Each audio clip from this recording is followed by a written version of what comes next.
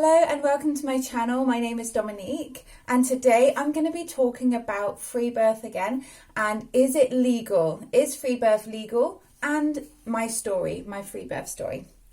Okay, so first of all, is free birth legal? Yes, it is. The only thing that is illegal currently in the UK is concealing a birth. So that means when you get pregnant and you don't inform the authorities that you're pregnant. So as long as you've informed them that you're pregnant, you are free to have whatever kind of birth that you want. And if that includes a free birth where you're birthing with no medical professionals around, nobody helping you, or in nature or anything like that, that is entirely up to you, okay?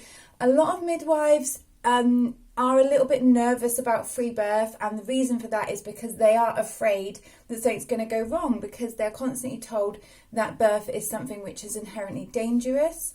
I believe that it isn't. I believe it's a natural process, and anything that happens that is, any complications that arise are generally out of the ordinary and rare occasions, but there is a lot of preparation that needs to go into it if you're considering a free birth. But I've covered that on a different video called Free Birth Tips. This particular video is about is it legal and my free birth story. So I've covered is it legal. Now my free birth story kind of started really when I got pregnant. I was a couple of months into my pregnancy, maybe like 3 months, when you just start to tell people. And I started to actually realise that at some point this baby is going to come out, and I didn't actually know anything really about giving birth. I sort of knew from friends and family that it was a painful experience, but that you let the midwives help you, and if you need a C-section, then the doctors will whip you away and you'd have a C-section, and that's kind of all I knew. And that scared me a lot, because sometimes when things are unknown, especially with your first baby, it scares you. But that fear was actually something that drove me to do an incredible amount of research.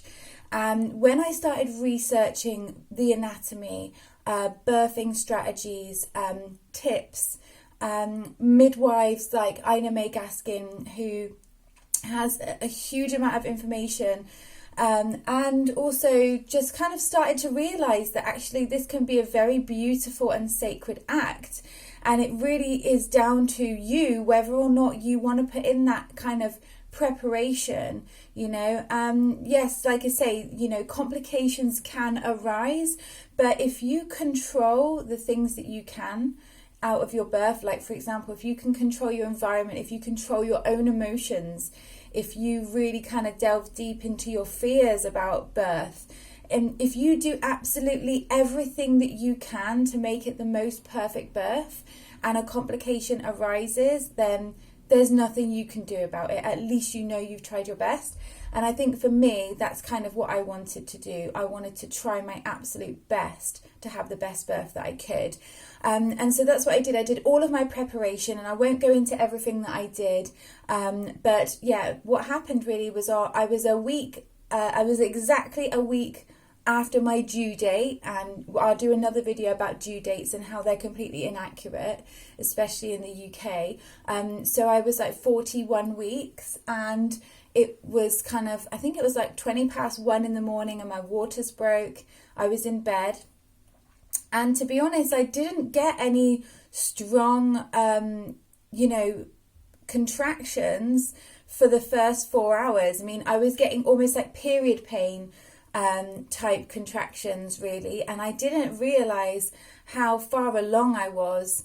I just thought, my waters have broken, it'll probably be 12 to 14 hours until I have my baby, because that's often what the midwives will tell you with a first baby. It's 12 to 14 hours. So I expected it to be the long haul. So I just got out of bed, and I didn't even tell my husband. I just went and got myself a shower and washed my hair, and I was just monitoring myself. And then about 4 hours later, I started to get really stronger contractions, and they felt like more kind of like painful period pains. And then basically I woke up my husband, who kindly got me something to eat. I was doing a lot of like rolling on a Swiss ball and just kind of sitting on a Swiss ball, kind of doing a lot of hip circles and things like that.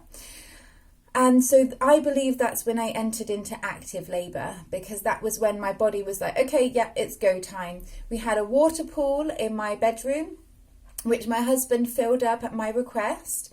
And then as soon as I slipped into the birthing pool, I felt like it was just a breath of fresh air. All of my pain just kind of lifted. I felt like a mermaid floating in the water. And then very quickly after that, I got the sudden urge to push.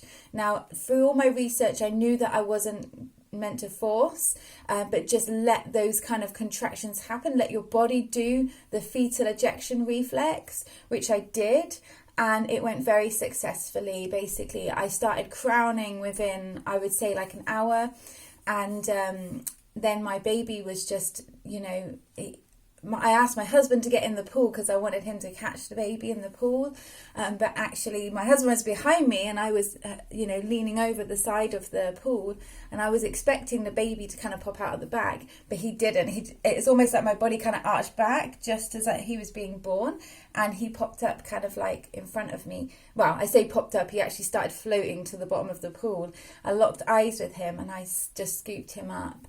And that was brilliant. And then what we chose to do after that was we chose to inform the midwives that I've had my baby, if they wanted to come over and check him, just to make sure that everything had gone okay. Obviously, it was my first baby. I really didn't know what to expect, but the birth had gone very well.